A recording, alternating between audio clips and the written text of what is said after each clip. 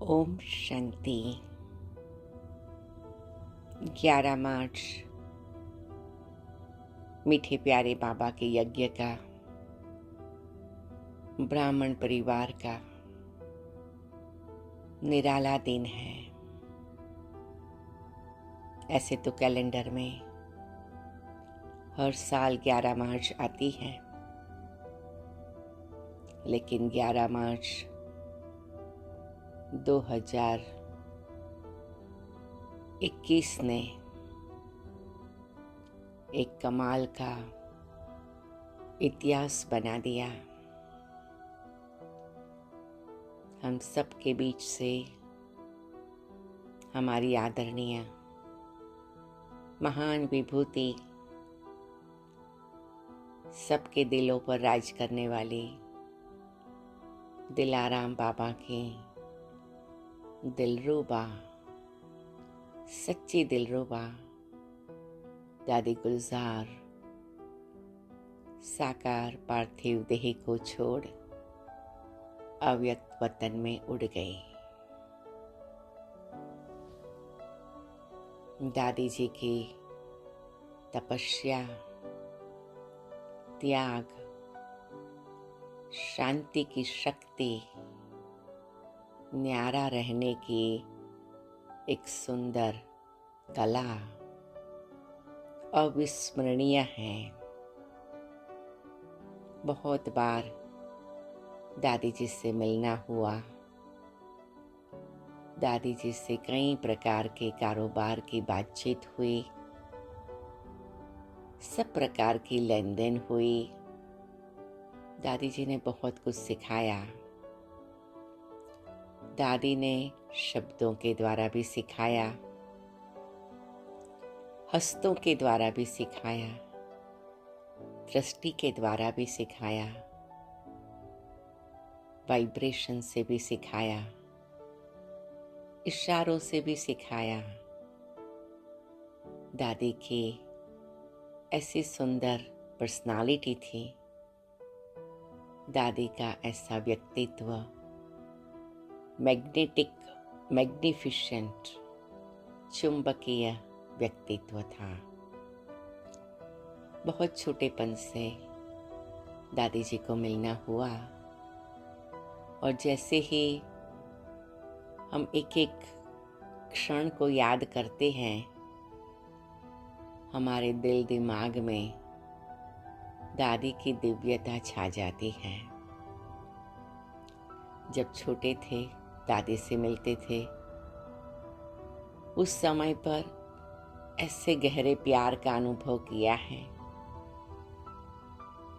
दादी का महान रथ, शिव बाबा का सेकंड भागी रथ, और दादी के द्वारा शिव बाबा और ब्रह्मा बाबा का ये निराला कार्य कराना धीरे धीरे समझ में आता गया। लेकिन जब से ही दादी को मिले थे, एक ऐसी कोमलता, एक ऐसी मधुरता, एक ऐसा निराला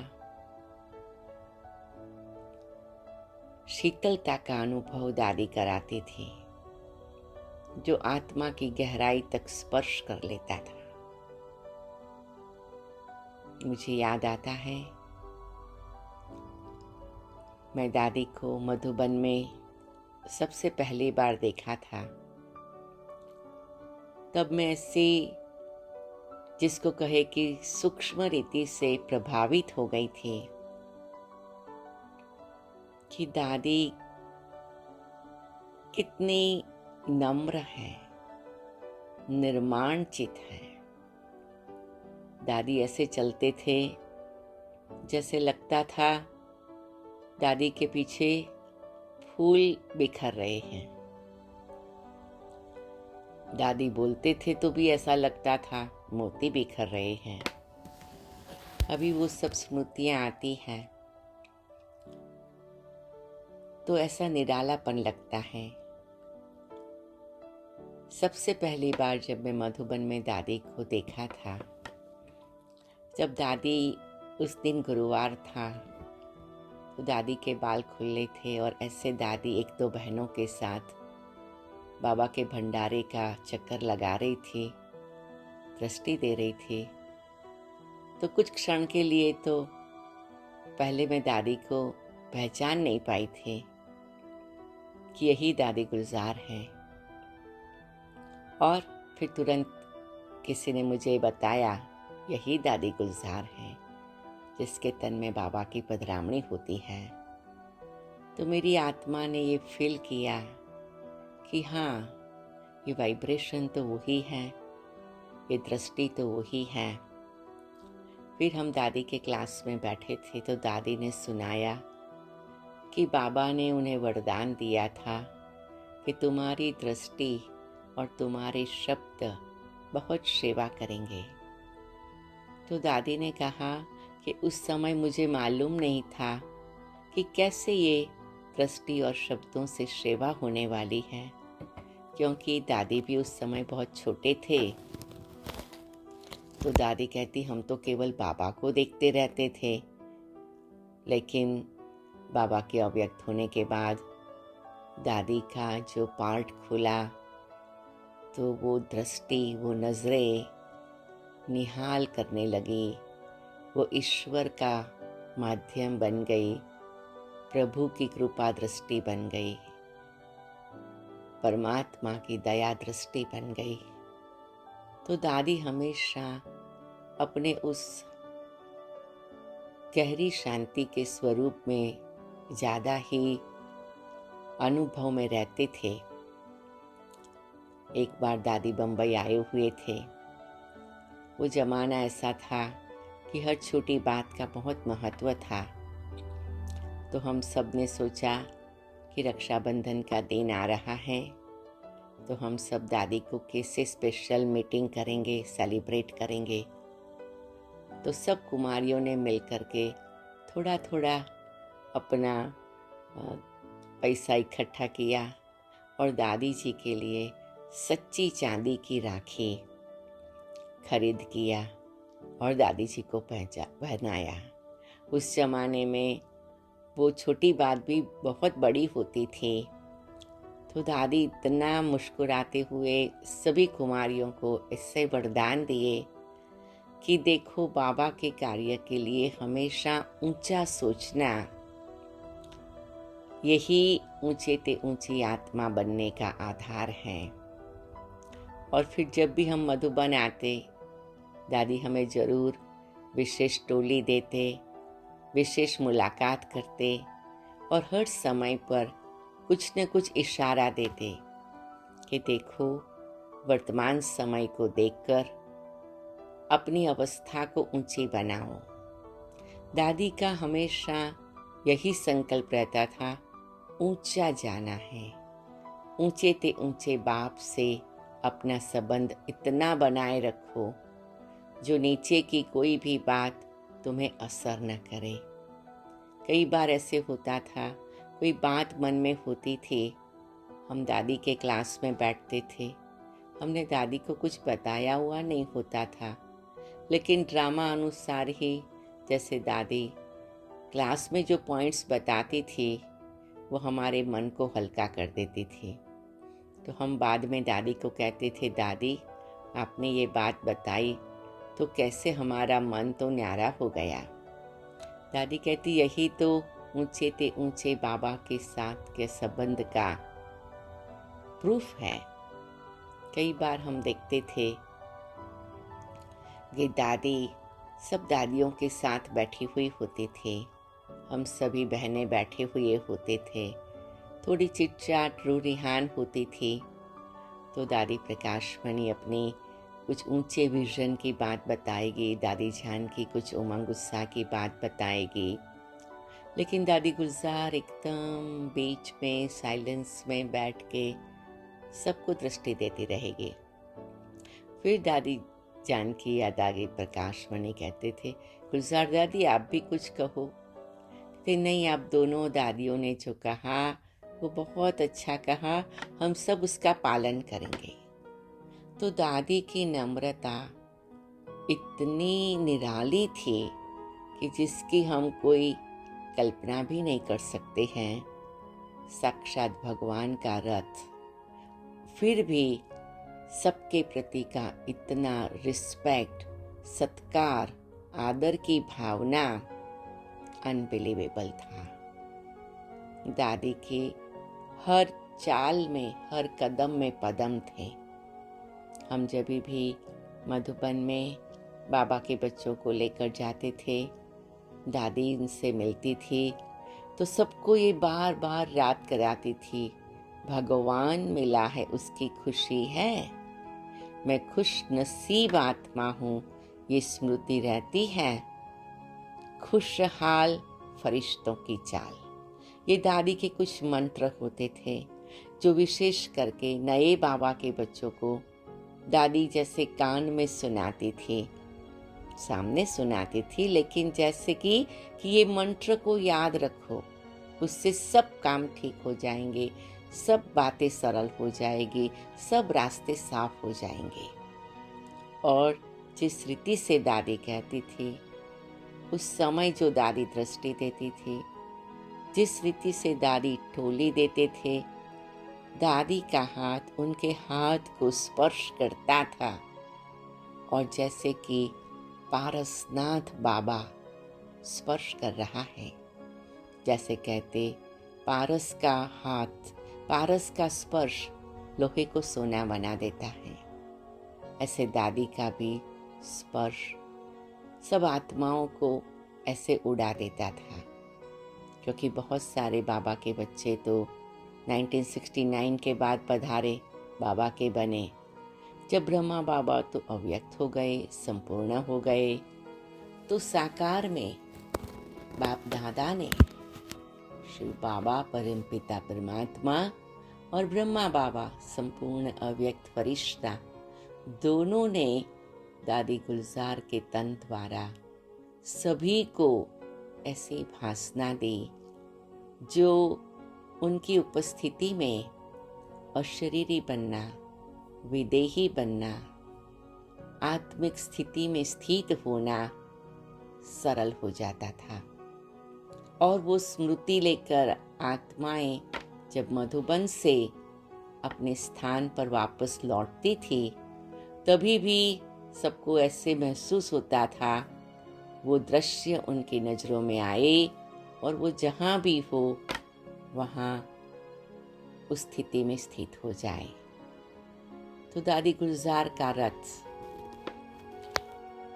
जिसको हम छोटा नंदीगण कहे या दूसरा भागीरथ कहे,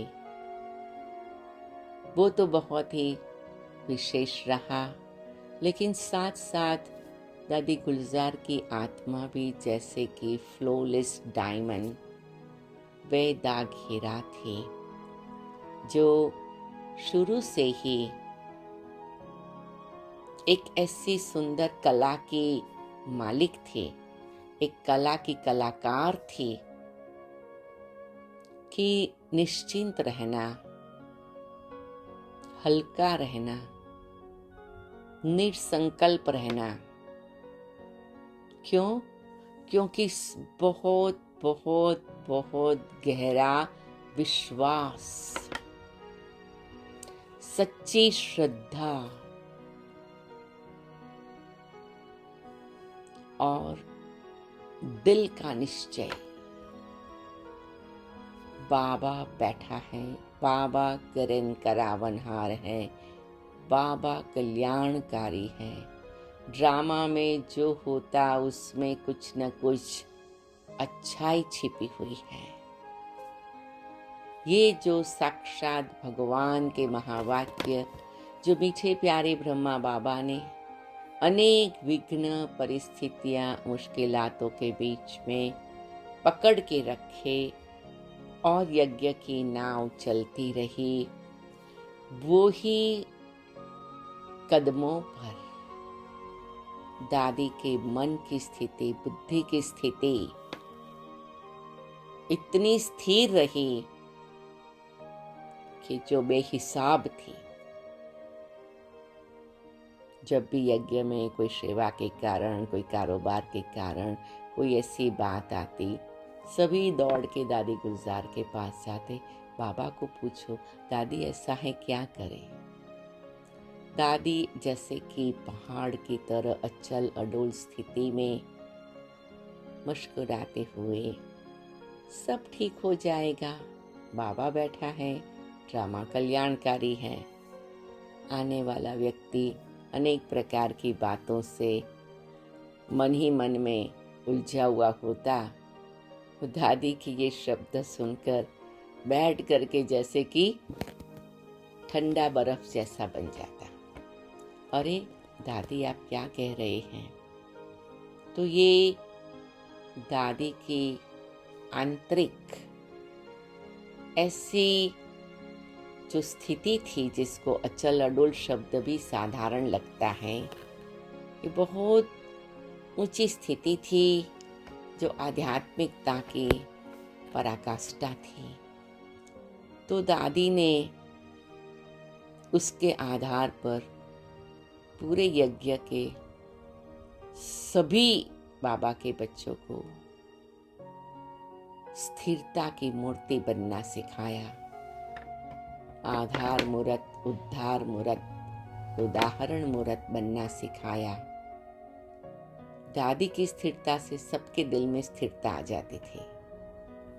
कोई भी ऐसा समाचार आता था संसार की परिस्थिति का, राजकीय परिस्थिति का, धार्मिक परिस्थिति का, कुदरती आपदाओं का, दादी मुस्कुराती रहती थी। सब सोचते रहते थे, दादी निश्चिंत रहती थी। तो आज दादी के साथ के संस्मरण कितने भी हम शेयर करें कम हैं, लेकिन हम दादी की ओर से, दादी की हम सभी के प्रति जो आशा थी, वो आशाओं के दीपक जगा के रखे। दादी का यही इशारा रहा कि बाबा में, ड्रामा में इतना गहरा विश्वास, हर बात में कल्याण है, इतना विश्वास रख के मन, बुद्धि, दिल, दिमाग,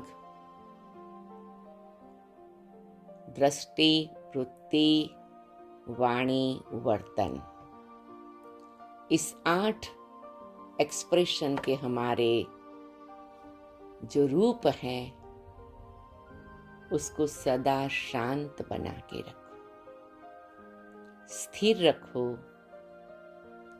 अचल अडोल रखो।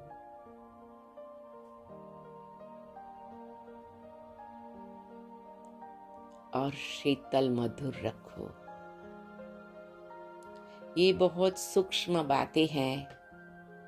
ये जो 8 बातों की 8 गुण हैं, दादी कहती, उससे दादी को बाबा ने अष्टरत्न की माला में बिठाने योग्य बना दिया। तो आइए हम सभी भी दादी को अपने स्नेह के फूलों की अंजलि स्वीकार कराए, यही दृढ़ संकल्प से कि हम सभी उस कदमों पर चलकर अपनी उस ऊंची स्थिति पर पहुंचकर